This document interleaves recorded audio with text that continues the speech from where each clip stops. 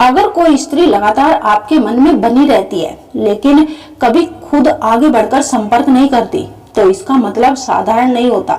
जिंदगी में कई बार ऐसा होता है कि कोई नाम रोज सामने नहीं आता, कोई संदेश नहीं भेजता, कोई बात नहीं होती, फिर भी वह स्त्री आपके दिमाग से निकलती ही नहीं। आप अपने काम में लगे हो, दोस्तों के बीच हो या रात की खामोशी में अकेले हो, अचानक उसका चेहरा, उसकी आवाज, उसकी मौजूदगी का एहसास मन में उतर आता है और तब वही सवाल उभरता है, अगर मैं उसे इतना महसूस करता हूँ तो वह कभी संपर्क क्यों नहीं करती।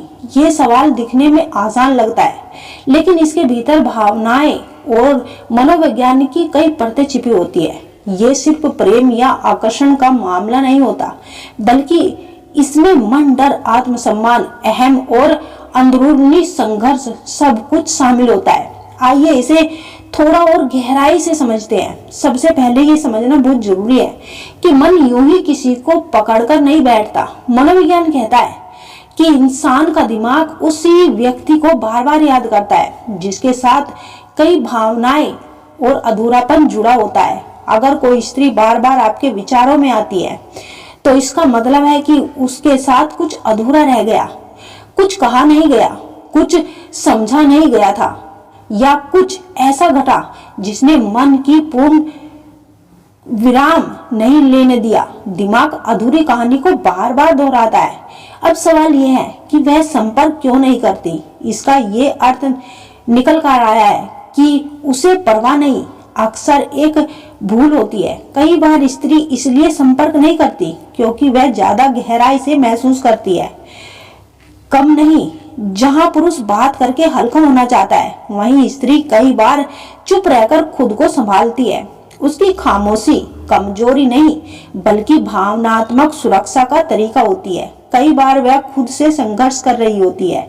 वह जानती है कि अगर उसने संपर्क किया तो भावनाएं फिर से जागेगी। जो व्यक्ति इस समय सबसे पहले याद आता है वह हमारे जीवन में विशेष स्थान रखता है।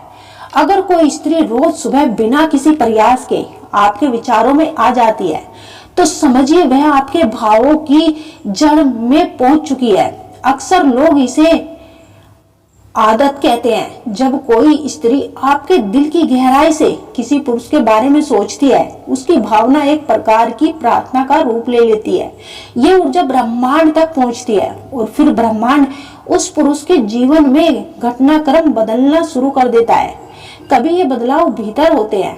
पुरुष अचानक आध्यात्मिकता महसूस करने लगता है, संवेदनशील हो जाता है, अनजानी भावनाओं को अनुभव करता है। कभी यह परिवर्तन बाहरी दुनिया में दिखाई देता है। वो वही जगह चला जाता है जहां उन्होंने साथ समय बिताया था, या किसी गंध, किसी गीत, किसी रंग में उसे वही भावनाएं महसूस हो रही होती है और उस स्त्री से जुड़ी हुई है। ये सब यूं ही नहीं होता, ये स्त्री के वाइब्रेशन कनेक्शन का असर होता है। स्त्री की भावनाएं बेहतर और शक्तिशाली होती है जब वह सच्चे मन से किसी को याद करती है। ब्रह्मांड उस ऊर्जा को थामकर उसी पुरुष तक पहुंचा देता है। जब स्त्री की याद बहुत पवित्र और गहरी होती है तब उसका प्रभाव केवल मन या भावना तक सीमित नहीं रहता, वह आत्मा के स्तर पर पहुंच जाता है। उस अवस्था में पुरुष और स्त्री दोनों बिना बोले भी एक दूसरे को महसूस करने लगते हैं। पुरुष अचानक किसी क्षण अनुभूति करता है, अब भी वह मुझे सोच रही है। कई बार वह सपने में उस स्त्री को देखता है और सपना इतना वास्तविक लगता है जैसे कोई भीतर से पुकार रहा हो। ये टेलीपैथिक कनेक्शन का सबसे सच्चा रूप होता है। वह अवस्था जिसे आध्यात्मिक ग्रंथों में मन का मिलन कहा गया है। जब स्त्री की भावना शुद्ध होती है तो वह पुरुष की चेतना तक पहुंच जाती है और वह पुरुष आध्यात्मिक रूप से बदलने लगता है। उसका मन कोमल होता है।